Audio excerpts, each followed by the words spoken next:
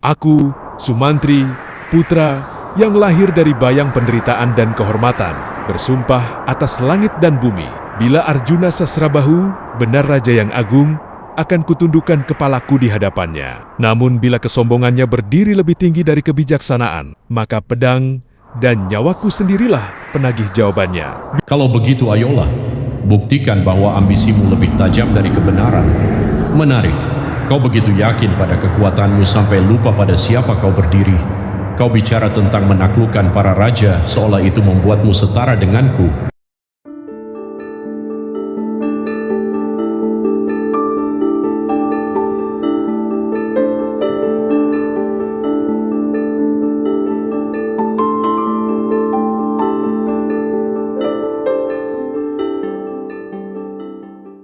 Dari sunyi hutan Rewanda, Sumantri melangkah tanpa penuntun selain ambisi di dadanya. Setiap daun yang ia injak seolah memanggil namanya. Setiap angin yang menyentuh kulitnya menguji keyakinannya. Ia tak hanya mencari kerja, ia mencari batas dari kesaktian yang telah ia kumpulkan.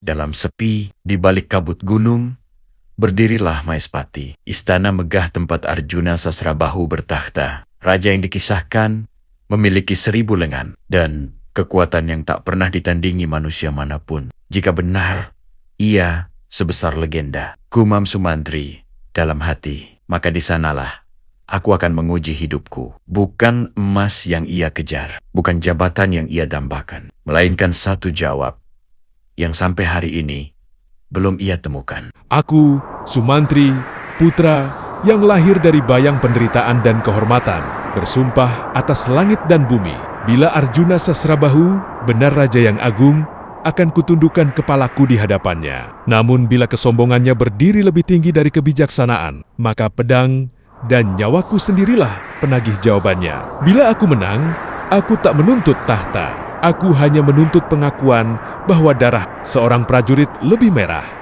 daripada mahkota seorang raja. Dan bila aku gugur di hadapannya, jangan tangisi namaku. Cukuplah angin yang bersaksi bahwa aku mati bukan sebagai pengecut, melainkan sebagai manusia yang menepati janjinya.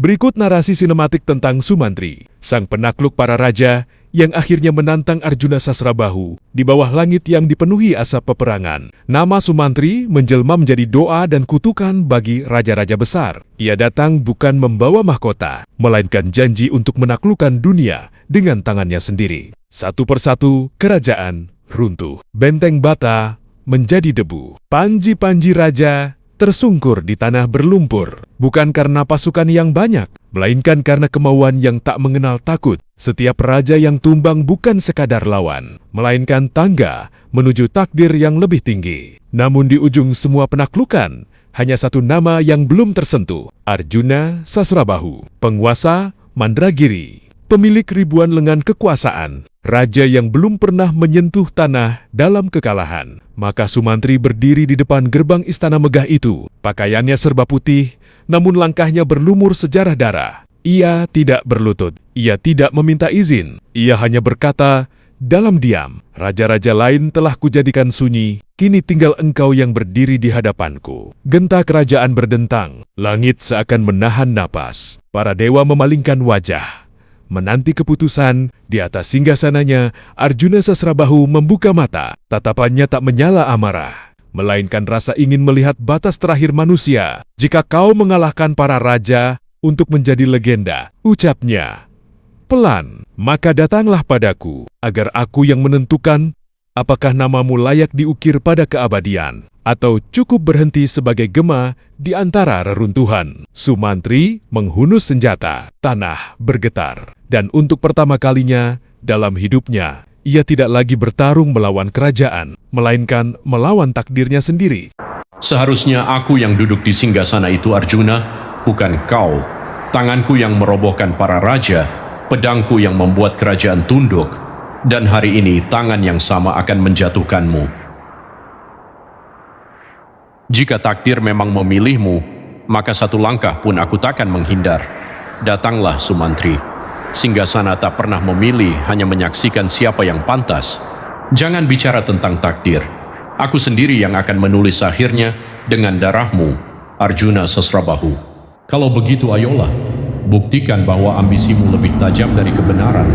Menarik, kau begitu yakin pada kekuatanmu sampai lupa pada siapa kau berdiri. Kau bicara tentang menaklukkan para raja seolah itu membuatmu setara denganku. Maka dengarkan baik-baik Sumantri. Aku pun ingin melihat seberapa besar kemampuanmu sebelum keberanian itu runtuh oleh kenyataan. Berhentilah berbicara sekarang, datanglah, serang aku dengan segala yang kau punya. Perlihatkan padaku apakah namamu pantas diingat, atau hanya akan menjadi bisikan terakhir sebelum dilupakan.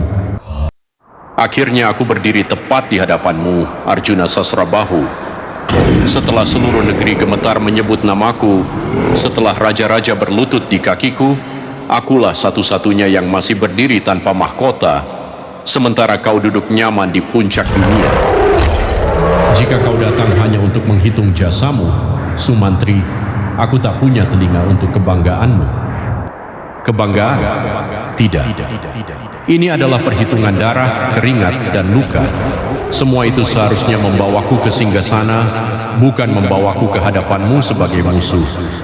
Kau sendirilah yang mengubah jasamu menjadi dendam.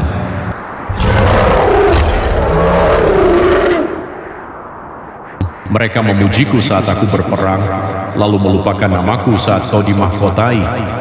Dunia memang kejam, Sumantri, tapi takdir lebih kejam dari dunia. Kalau begitu, hari ini aku akan membunuh takdir itu bersamamu. Lihatlah aku baik-baik, Arjuna. Inilah tangan yang meruntuhkan benteng-benteng musuhmu.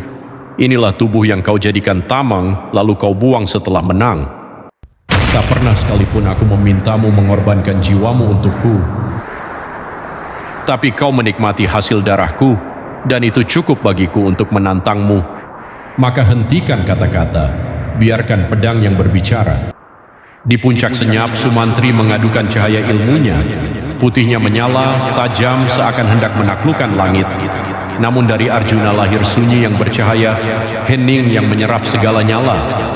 Sinar Sumantri pecah menjadi debu doa, napasnya luruh bersama terang yang ditelan fajar.